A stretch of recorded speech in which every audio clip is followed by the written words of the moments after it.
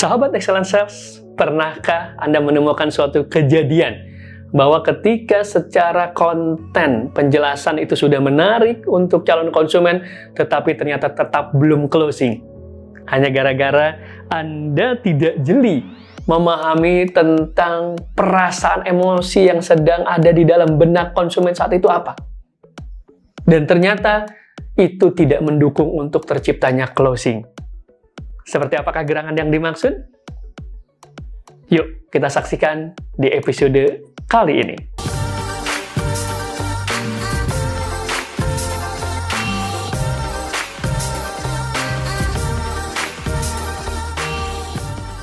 Oke, sahabat Excellent Sales, berjumpa lagi bersama saya, Adriano Giovanni.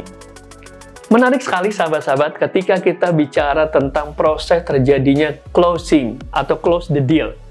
Yaitu ketika calon konsumen kita akhirnya, oke, saya jadi beli, oke, saya tertarik dengan produk Anda, dan saya memutuskan beli sekian banyak, sekian juta rupiah, puluh juta rupiah, miliar rupiah, berapapun, tapi intinya closing.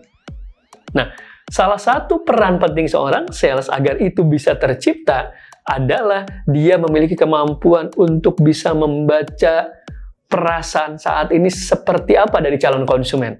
Karena ketika kita bicara tentang terjadinya closing, maka ada tuh situasi-situasi atau perasaan-perasaan hati yang tidak mendukung terciptanya closing. Yaitu disebut negative emotion. Negative emotion, contohnya ketika orang berada di emosi negatif seperti lagi marah, lagi sedih, suntuk, bete. Nah, itu cenderung tentu saja tidak mendukung terciptanya closing. Tetapi, ketika calon konsumen dalam positive emotion, lagi happy, lagi relax banget, lagi ceria, dan silakanlah Anda tambahkan emosi-emosi positif lainnya. Itu lebih mendukung untuk terjadinya closing. So, tugas Anda lah ketika Anda, kan Anda nggak tahu nih, Anda ketemu atau telepon interaksi dengan calon konsumen kapanpun. Ternyata ketika Anda ketemu, Anda bisa feel nih, bisa sense. Wah, ini kayaknya lagi bete, suntuk, malas, sedih, marah. Oke, nah tugas Anda bukan juga otomatis mencari waktu lain. Enggak, tetap di waktu yang sudah Anda lakukan tersebut, Anda ketemu berinteraksi, tetapi tugas Anda adalah bagaimana cepat atau lambat merubah state emosi calon konsumen Anda. Gimana caranya? Tadi yang pertama, Anda identifikasi dulu dong. Wah, ini kayaknya customer lagi bete, lagi suntuk nih. Berarti tidak dalam state yang kondusif. Tugas Anda setelah mengidentifikasi, Anda bertugas untuk melakukan perubahan. Anda giring. Gimana caranya? Salah satunya adalah dengan transfer antusiasme. Karena banyak sekali riset-riset yang menunjukkan bahwa emosi itu menular. Jadi kalau Anda sudah merasakan feel customer Anda di negative emotion, Anda jangan malah terbawa ke situasi tersebut. Atau Anda malah memperkeruh keadaan. Enggak. Justru Anda tularkan state emosi positif Anda. Gimana cara menularkannya? Dari intonasi suara Anda, ya, dari ekspresi Anda, dari total. Itu tadi membuat orang merasa bisa tertular tuh. Ya, Anda sapa dengan state yang antusiasnya yang pas ya, atau memberikan statement positif. Semoga sehat-sehat aja ya Pak. Pak Budi, semoga Bapak sehat ya Pak. Pak Budi, semoga dalam situasi saat ini, ketika banyak rekan-rekan kita yang kurang sehat, kena sakit, kita sehat selalu ya Pak. Itu kan membuat suatu statement yang berisi harapan-harapan baik positif dan diucapkan juga dengan state yang positif. Jadi bukan dengan di saat sekarang banyak yang sedang sakit ya Pak, sahabat-sahabat kita, rekan kita, semoga kita terjaga dalam kesehatan yang baik ya Pak.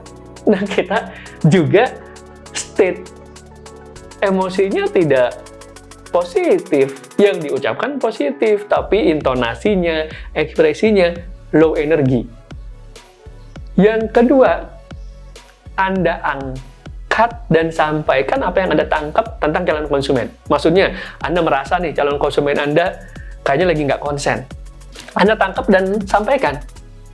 Mohon maaf nih Pak Budi, nampaknya Bapak sedang ada hal lain yang dipikirkan Pak. Apakah perlu kita atur ulang pertemuan kita? Biasanya orang kalau digituin, oh enggak apa, lanjut aja Mas Adriano. Nah itu begitu. Atau apalagi yang kita tangkap, kayaknya lagi agak-agak bete, suntuk. Dan kita memang sudah akrab ya, cukup akrab, dan artinya punya data-data informasi sebelumnya. Kita bisa ngomong gini, Pak Budi, wah nampaknya hari ini Bapak tidak seceria seperti biasanya ya Pak. Kayaknya Bapak tidak sesemangat seperti biasanya ya.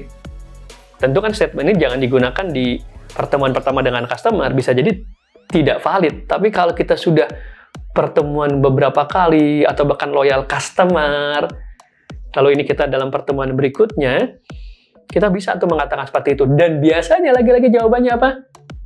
Oh enggak Pak Dano, baik-baik aja, enggak Pak, lanjut aja Pak. Nah, apa yang nanti mereka rasakan? Mereka merasakan bahwa kita tuh care. Yang kedua, mereka akhirnya jadi akan merubah state-nya. Udah pasti gitu kok. Orang ketika di-notice tentang feel bad-nya, feel unhappy-nya, itu akan cenderung deny. Jarang yang akan mengiyakan. Misalnya, wah Bapak kayaknya hari ini lagi lemes banget ya. Ya ini lagi, itu jarang banget tuh. Jarang banget. Kecuali konteksnya persahabatan bukan dengan customer, ya kita malah jadi curhat kan. Tapi kalau secara formal, rata-rata orang justru akan merespon sebaliknya. Nah, itu dia sahabat-sahabat sales.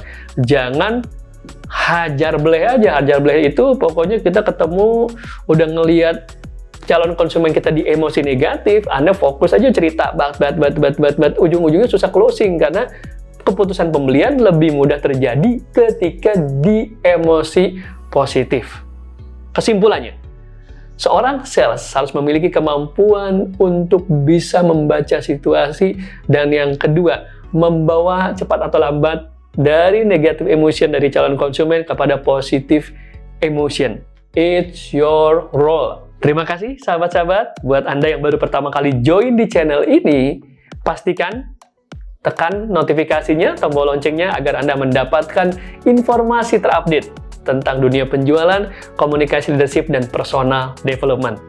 Terima kasih, saya Adriano Giovanni. Assalamualaikum warahmatullahi wabarakatuh.